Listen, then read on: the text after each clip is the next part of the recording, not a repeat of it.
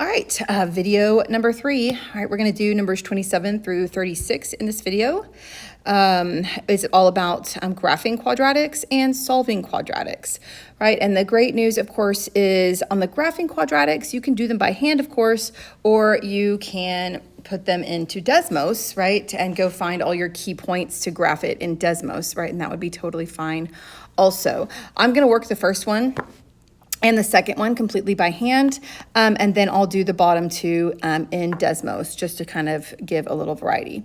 Okay, so number 27, clearly this one is written in standard form. All right, let me just put those at the top here.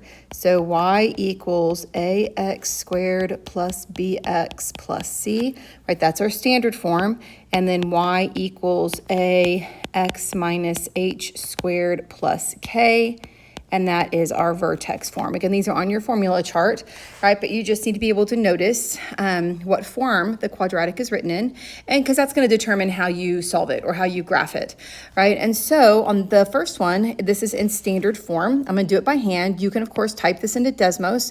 There's a couple things I noticed. First of all, I notice it begins with a negative, which automatically means I know my parabola is going to be opening down, right? All right, next thing I notice is that if I were to plug a 0 in for all the x's, that would give me just a y-intercept of 6. So I totally know that my graph passes through positive 6. So I know it opens down, it passes through 6. That's not the vertex though. Remember the vertex, oops, sorry.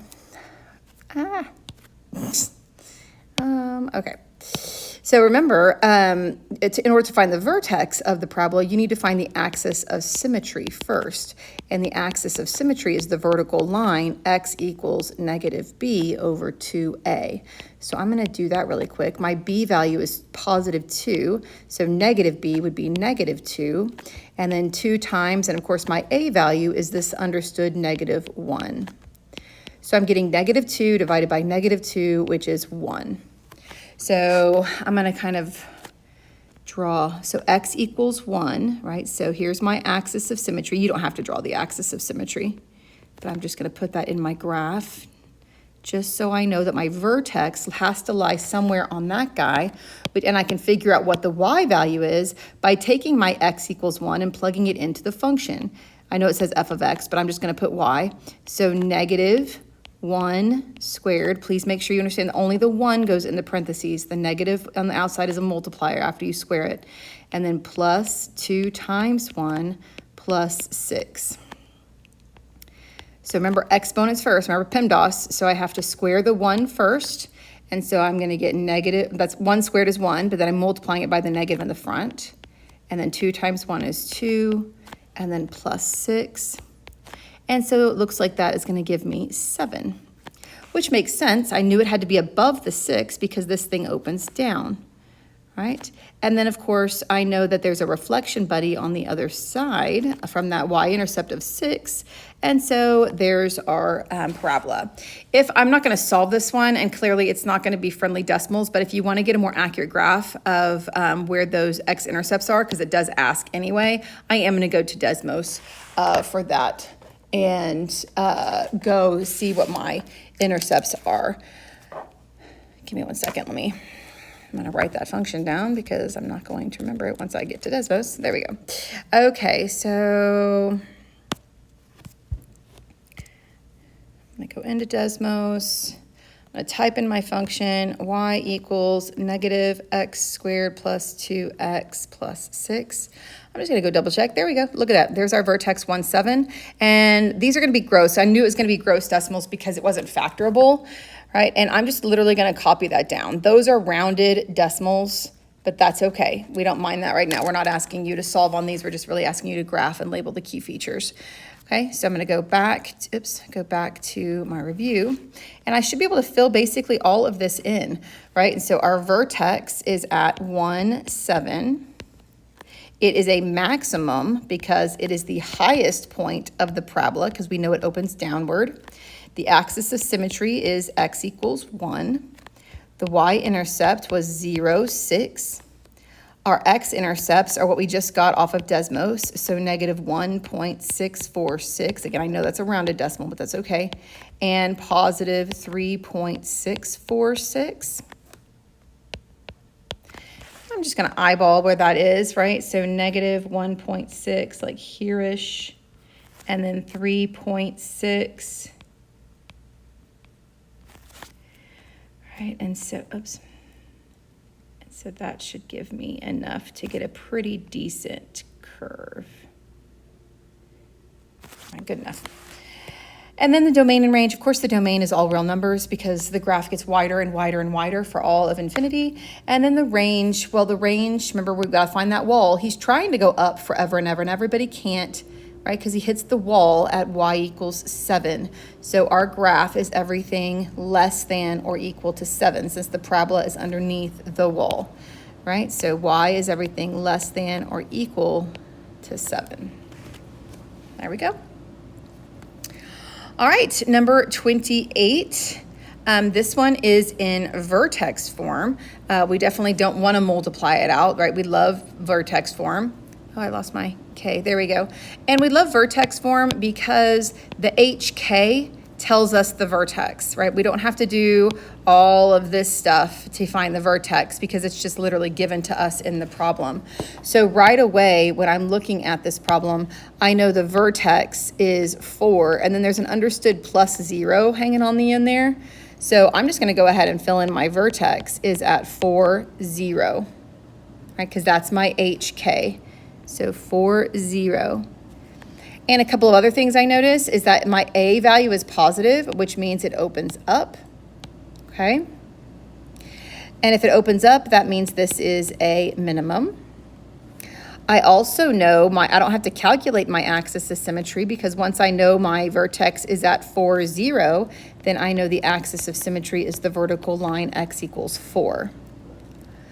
All right, now the y-intercept, right? I'm not really sure what that is just by looking at my equation. I mean, I know what it is, but if you don't, then you can punch that into Desmos. So I'm just going to do that really quick so we can get kind of a more clear view of what's going on here. So here we go. Let's type in y equals 1/2 x. Oh, sorry, I forgot my parentheses. There we go. X minus 4 squared. Right, there it is. And there's our vertex at 4, 0, which is also the roots or the zeros. And look at our y-intercept is at 0, 8. So with that knowledge, I am going to go ahead and plot that. And I also know his little reflection buddy, because remember, the axis of symmetry is a line of symmetry, so I can just count 1, 2, 3, 4, 1, 2, 3, 4. So I know his little reflection buddy over here is also on the graph. And that will allow me to draw a nice, pretty parabola from there. And please make sure that your drawings are accurate, right? Don't just draw some random parabola somewhere on the graph, right? We're looking for all those as many key points as you can plot to get a nice, accurate graph. All right, so our y-intercept is 0, 8. The solutions, or roots, zeros, x-intercepts, it only has 1, which would technically be a double root. The domain is all real numbers, and of course the wall, right, for a range, he's trying to go down forever and ever and ever, but he can't, right? He hits a wall at y equals 0, or the x-axis, and it's everything above the wall, so y is everything greater than or equal to 0. Now, of course, there's one more thing that's asking us to do over here. It's asking us to list the transformations that are happening to the parent function, right up here, parent function of y equals x squared. So there's 2 transformations happening because here's my x squared. So clearly this minus 4 is doing something, right? And we can tell from the graph, or just by knowing our transformation rules, that this is a shift right 4 units. And then this 1/2, remember what that means because it's the A value, it's affecting the vertical stretch or compression, right? And the fact that it's a fraction less than 1 means that we're basically smashing it, right, to half his original height, which forces him to be wider than the parent function, because if you smash something down, the only option is for it to push out to the left and right and get fatter, right? And so this is a vertical compression, because it's a fraction less than 1, right, by 1/2. And I'm just going to put in parentheses because the A is less than 1, right? That's what makes it a vertical compression. All right, let's just go do a couple more of those. I'm just pretty much going to do these in Desmos just to kind of save some time. You're more than welcome to pause the video and try to do the same steps as much by hand as possible that we did up here. All right, so this guy, 2, 8, and 6, let's go throw that in. So 2x squared plus 8x plus 6. And I'm just going to use my graph to find all of his key features. So I want to find his vertex, his zeros, and his y-intercept. Oh, those are lovely numbers, right? So 0, 6 is his y-intercept. It looks like his zeros are -3 and -1, and the vertex is at -2, -2. Awesome, that's pretty much all I need. All right, I'm gonna go plot all those points here. Let's see. Well, I knew the y-intercept was at 0, 6, because in standard form, the c value is the y-intercept, but only in standard form. And then -3, 0, and oh, wait, was that 1? Sorry, I think I miswrote that. Oh, -3, no, I didn't, okay. Just making sure. All right, so -3, -1, and then the vertex is here. All right, so there's our lovely parabolic curve. If you want to, you could plot the y-intercepts reflection buddy over here. All right, just to kind of get a good gauge. All right, so we should be able to fill everything in pretty quickly, right? So our vertex was at -2, -2. It's definitely a minimum, right? Because it's the lowest point on the curve. Our axis of symmetry is x equals -2, right? Because of that x value in the vertex. And then our y-intercept was 0, 6. Our zeros were -3, 0, and -1, 0. The domain, of course, is all real numbers. And then the range, of course, depends on where that vertex is, because that's where it hits his wall. So that's a y value of 2, and everything above it, so y is greater than or equal to -2. Okay. All right, on the last one here, I'm going to go ahead and just do the transformations. There's clearly 4 transformations happening here because we've got the negative, we have the 2, we have the 1. Actually, let's put the, oopsies, let's put the sign with him, and then we have the -1, right? And so each one of those tells us something about our graph. So the negative in the front, of course, is a reflection over the x-axis, which is why we know he opens down. All right, the 2, there we go. The 2 is a vertical stretch, right? Because we're pulling it twice as tall as the parent function. And so by nature, he is skinnier, right? Because if you stretch something twice as tall, right? Think about like a big ball of slime or something, right? If you pull it to twice its original height, right? It's gonna get skinnier. And then let's see, we have,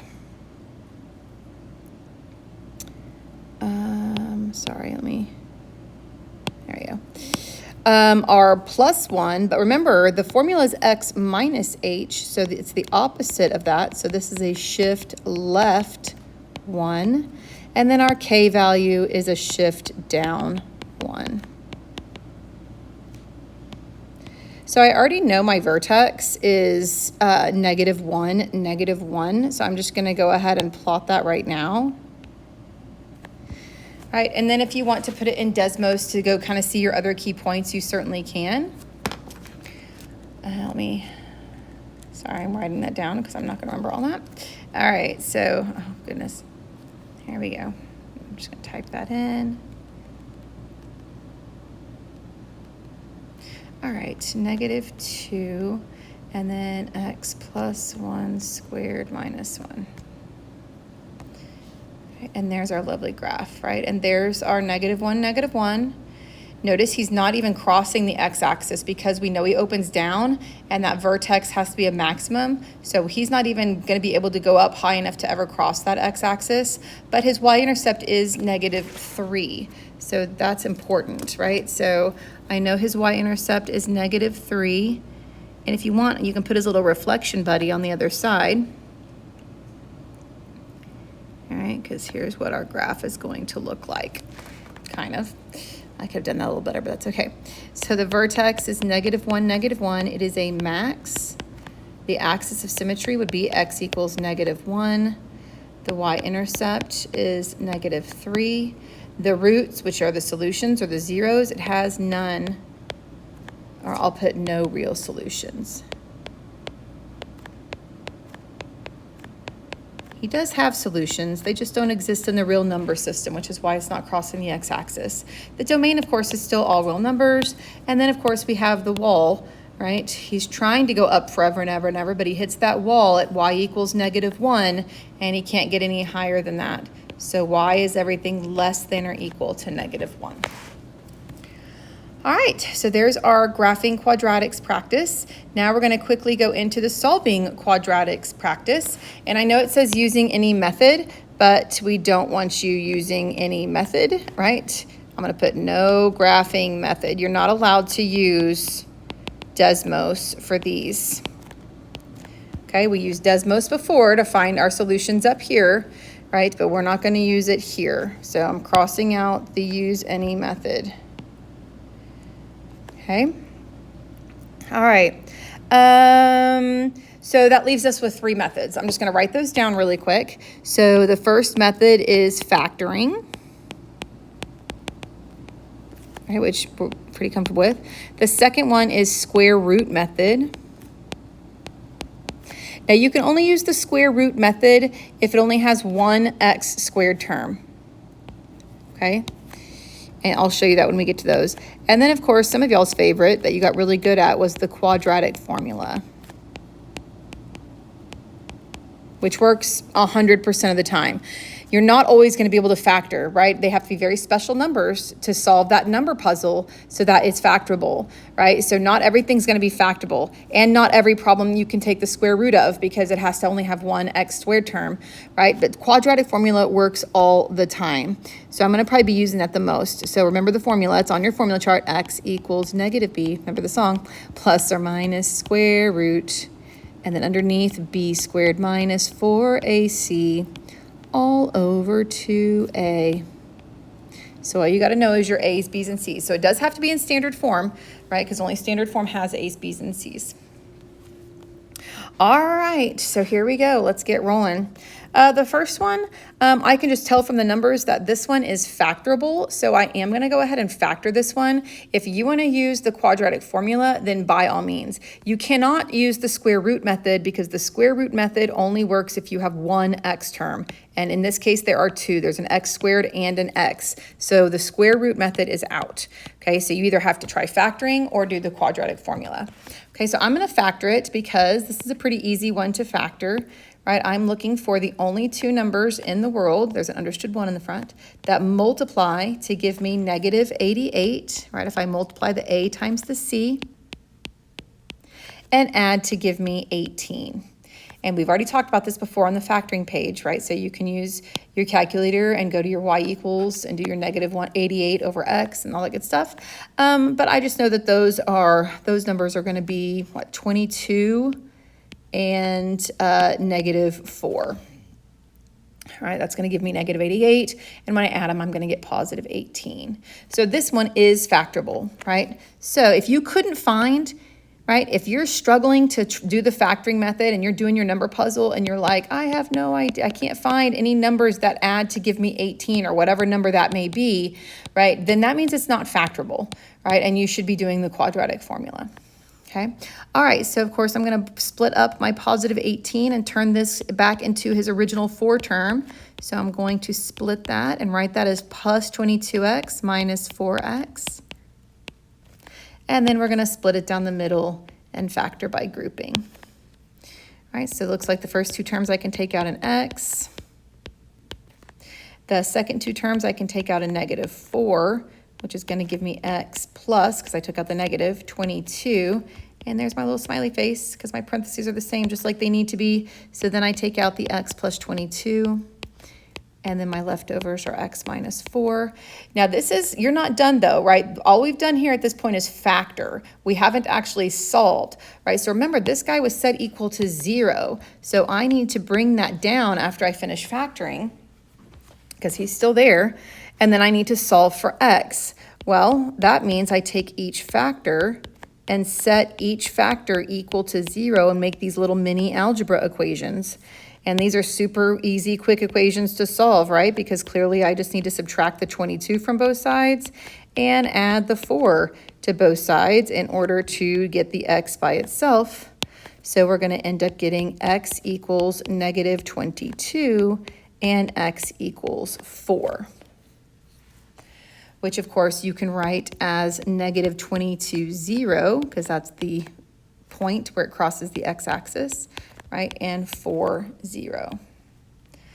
I'll take your answers written either way, right? Because if you're taking a multiple choice test or whatnot, they might just write them as x equals, or they might write them as ordered pairs, right? So you should just be ready for either scenario. All right, number 32. The first thing that jumps out at me about number 32 is that it's not set equal to 0, right? And so equations have to be set equal to 0 if you're going to factor or do the quadratic formula. So this positive 20 is going to have to move to the other side. So that's the first thing I need to do. Well, remember, when you move a term to the other side, it has to change sign, because the only way to get a positive 20 to the other side is by subtracting it. Right, so this is my quadratic. It's in standard form, so my only options are factoring or quadratic formula. Now, I can tell right away that this is not factorable, right? There are no factors of negative 60 that add to give me 2. Okay, so, well, maybe there are, but I'm going to do quadratic formula anyway. So I'm trying to think, 6, 10, 12, 5, 4, 15. No, I don't think so. All right, so I'm going to do quadratic formula. So my A value is 3, my B value is 2, and my C value is negative 20. So I'm just going to take those and plug them in to the lovely quadratic formula. So here we go. So x equals negative b, but b is positive 2, so negative 2, plus or minus, which is what gives us our two solutions, square root, and the square root's going to be a big mess, right? That's okay. B squared, please make sure you put it in parentheses, minus 4 times A times C, all over 2 times A. All right, now that's a big giant mess. Sorry, grabbing my calculator. So you're going to want to simplify the big number underneath the square root first. If you remember from class, that's called the discriminant, right? All of this. I'm not going to type in the square root because I don't want to do that quite yet. Because if it's not a perfect square, it's going to give you a gross irrational decimal, and we don't want that. We want exact answers only. So here we go. I kind of like to just set up my template on my next step, that it's negative 2 plus or minus the square root of some number. I'm going to type that in my calculator in just a second. And of course, 2 times 3 is 6. So now I go to my calculator, and I'm typing in the 2 squared minus 4 times 3 times negative 20. And I'm getting 244 underneath there. Okay. Now, if you don't know your perfect squares, right, you can type in the square root of 244 on your calculator, and you're going to see right away that that is not a perfect square. So technically, this is our answer, but we need to see if we can simplify that radical a little bit and reduce some stuff and see where that goes. Okay, so here we go. We're going to go off to the side over here, and we're going to do a factor tree for 244. All right, and so I'm just going to start with 2. So 2 times 122, 2's prime. And then I'm just going to do 2 again. So 2 and 61. And pretty sure 61's prime. Right? And so I have a pair, right? We're looking for pairs. Let me do that in a different color. There we go. I have a pair of 2's, so we're going to take out a 2 from the square root. So here we go, negative 2 plus or minus. The 2 gets to come out, and then the 61 has to stay inside, all over 6. So we've simplified the radical. Now our next question is this fractional answer, is it reducible? And how you know it's reducible is if all three numbers on the outside of the radical, this number, and this number. You don't look at the 61. He's trapped inside the radical and we can't touch him anymore, right? But all three of the integers outside the radical, they all have to be reducible by the same number. And in this case, we can reduce, right? Because 2 goes into 2, 2, and 6.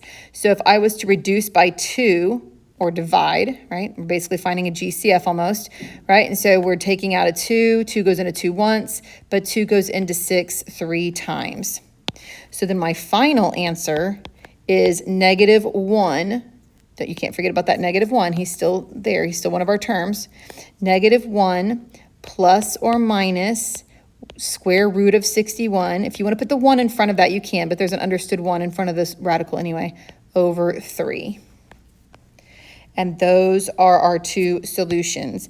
If you want to write it as an ordered pair, then you would split it and you would say -1 plus the square root of 61 over 3, comma 0, and -1 minus the square root of 61 over 3, comma 0. All right, and so whether you write your answer in the fractional form or you go ahead and write it as an ordered pair, either way is fine with me. And of course, you can check your answer, and you should, right? On your final, you should totally check your answers, right? And how I'm going to do that with my gross numbers here is I'm going to go type in my original function, not the original, but the one that I have set equal to 0, right? So I'm going to go, and I'm going to type in y equals 3x squared plus 2x minus 20. And I'm going to go look at those answers. So do you note, oh, that's not even right. I've left off my x. And I was like, that's not supposed to be like that. So -2.9 and 2.7. And then I'm just going to go type in the answers that I got, right? So let's see. One of our answers was -1. I'm going to put the divide by 3. -1 plus the square root of 61. I don't want that. No, it doesn't really matter, I guess. And notice, right, do you see that -2.937 and the -2.937? They completely match, right? And you can type in the other one if you want, but that's just going to come over here and give you this positive 2.27, right? So totally checking that our answers are correct there. Yay. All right, let's go do another one. All right, this one is special because he is vertex form, which means I am not, right? You are not going to use factoring or quadratic formula for this guy. If it's in vertex form, you're using the square root method. Square root method. Do not multiply like x minus 7. Don't multiply this all out or whatever to turn it into standard form. That is a colossal waste of time, right? The whole point is he only has one x term in the entire equation, right? And so you should be using the square root method, which is basically just solving a normal algebra equation and trying to get the x by itself. So our goal is to get to this x and get it all by itself. Well, the first number I need to get away from the x is this 2 multiplier in the front. So step number 1 is going to be to divide both sides by 2. So these 2's cancel just like we want, and we're left with x minus 7 squared, and of course 32 divided by 2 gives us 16. I'm still trying to get to that x, but these parentheses with that square on the outside are keeping me from doing that. So I need to square root both sides to undo the square, and that's the square root method part of it right there, because square roots and squares cancel each other out. And now I have no need for the parentheses, so we are releasing the parentheses off of the x minus 7. Now over here, you have to remember that quadratics have 2 solutions. So when you solve by square rooting, that's not just a square root of 16 equals 4, that's a plus or minus 4, because both a positive and a negative 4 will square to give us 16. Then of course, our last step to get that x by itself is we're going to add 7 to that side. right? And that gives us two answers, right? It's 4, you're going to do the positive 4, right? So positive 4 plus 7, which gives us 11. And then you're going to do the negative 4 plus 7, which gives us 3.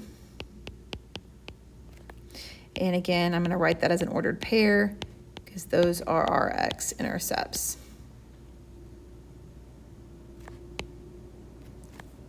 Okay. And again, you should totally be plugging that into Desmos and just doing a quick check to make sure you didn't make a silly math mistake, right? When I go into, sorry, I keep hitting the wrong button. When I go into Desmos and type in y equals, I'm just going to type in that whole problem, 2 parentheses x minus 7 squared, oh, it equals 32. Oh, that stinks. When I check it, I am going to have to subtract the 32 over. Sorry. And then notice we get 3 and 11. Okay, those are a little trickier to check. All right, the next one also only has a single x term. All right, notice it only has an x term or an x squared term. So you can totally solve this by square root method, or you can factor it. Either way, I'm gonna do it both ways just so you can see because they're both really fast. Right? So I'm going to do the square root method on the left. So the square root method would be to just try, here I'm just going to rewrite the problem. There we go. So square root method means to solve it like a normal algebra equation where we're trying to get the x by itself. Well, of course, the first thing I would do then is add the 25 to the other side if I'm trying to get the x by itself. And then the x is just squared, so I would just square root and be done. Yay, right? So when I square root both sides, right, the square root and the square cancel, and that gives me x equals not just 5, but plus or minus 5. So my solutions are positive 5, 0, and negative 5, 0. Okay, so this is the square root method, which is the one I'd probably pick just by looking at the problem, but the other method that you can use would be factoring. I'm going to do that on the right side. You obviously don't need to do both. Just pick one that you'd be more comfortable with. Because the reason I like this to factor is because this is a binomial, and it's not just any binomial. It's a difference of 2 squares, right? So I'm going to write that problem down, right? And he's a difference of 2 squares.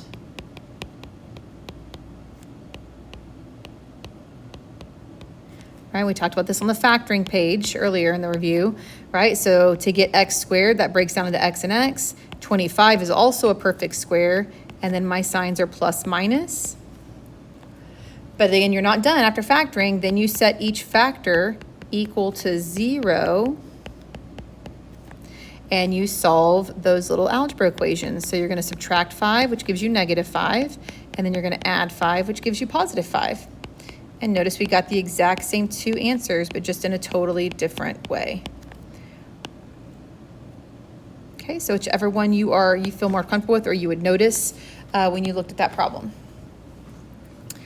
All right, our last 2 here, I'm probably, I can't decide what I want to do on these.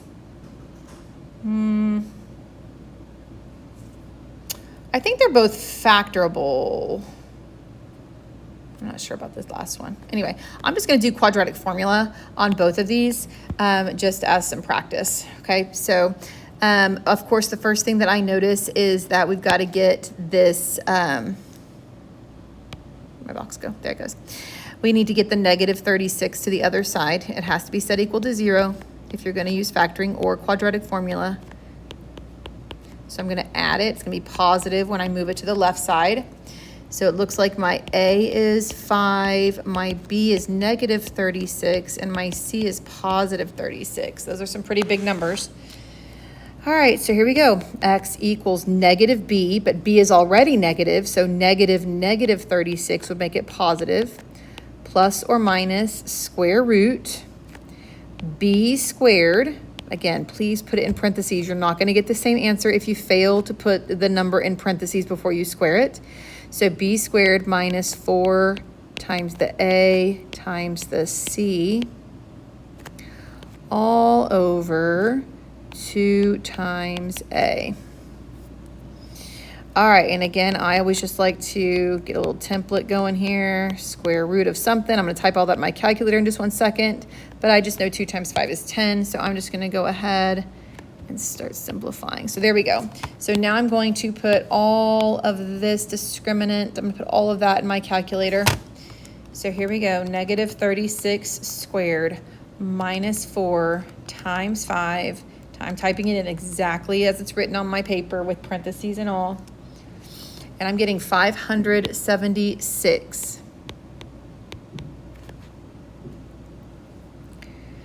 So technically that's my answer, but I have to see if if I can simplify or reduce it in any way. So the first thing I'm gonna do is check that square root of 576. So I'm gonna take the square root of 576, and then I'm like, yay, what do you know? It's a perfect square, right? And then I do a little happy dance because then I don't have to simplify that radical, right? So perfect square, yay, smiley face. All right, and so now I'm gonna take that perfect square. So when I take the square root of 576, I get 24, right? So now this gives me 36 plus or minus 24 divided by 10. And now, of course, you need to do both of those math problems. You need to go through and do it once with the plus sign and then once again with the minus sign. So I'm just going to kind of break this up. So 30, here we go, hold on. So x equals 36 plus 24, all divided by 10. All right, so I'm going to type that in my calculator.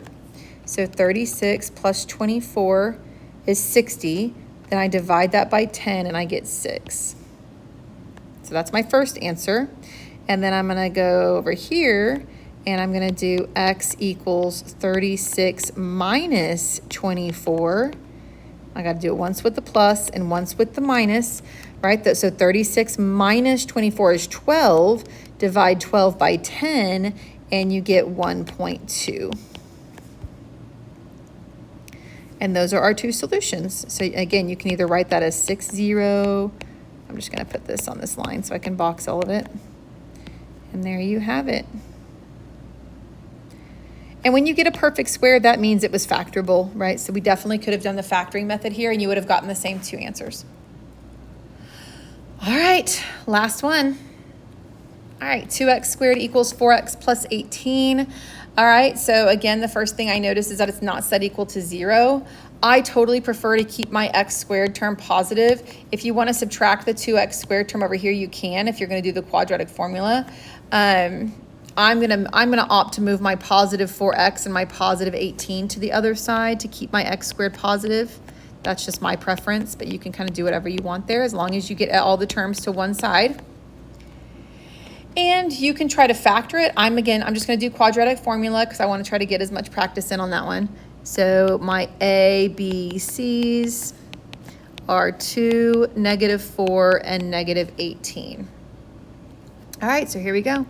X equals -b, but b is already negative, so -4 is +4, plus or minus square root b squared minus 4ac all over 2 times the a value. And again, it's the same steps over and over and over, which is the great thing about the quadratic formula, right? When you're doing factoring, right, it's the same steps, but you have to do a little bit more effort to find all those values and make sure you do your factoring process correctly. All right, so I'm gonna type, I don't need that long of a square root, do I?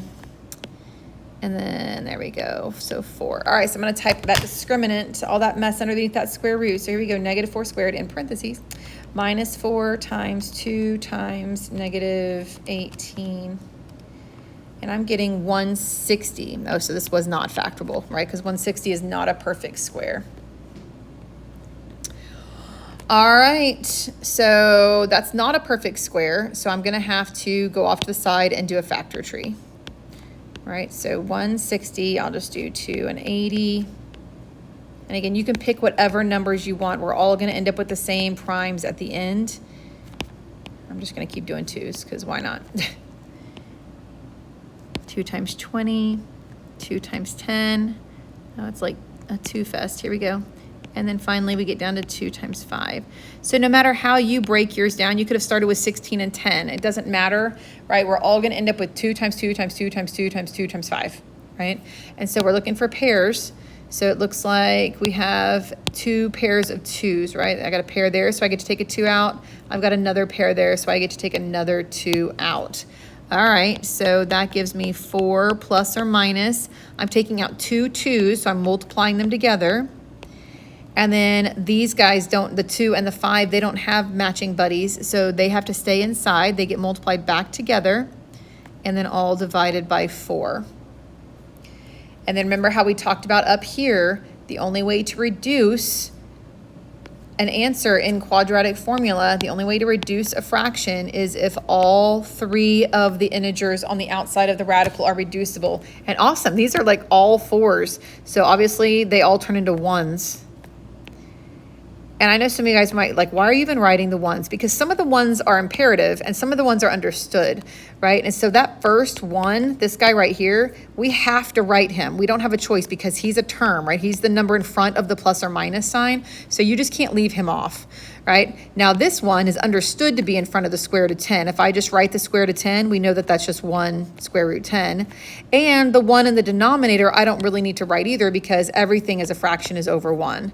Right, so technically I can just write my answer as 1 plus or minus the square root of 10. Or, of course, you know I'm going to do it. I'm going to split that up and write that as 1 plus root 10, comma 0. That's one of my solutions. And 1 minus root 10, comma 0.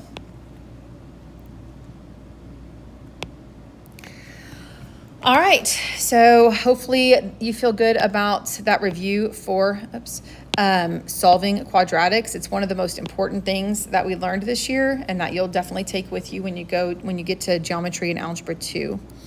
Okay, the next video we'll finish up all the quadratic unit with some real world problems, and hopefully you add a bunch of this great information to your note card. Okay, all right, see you for video number 4.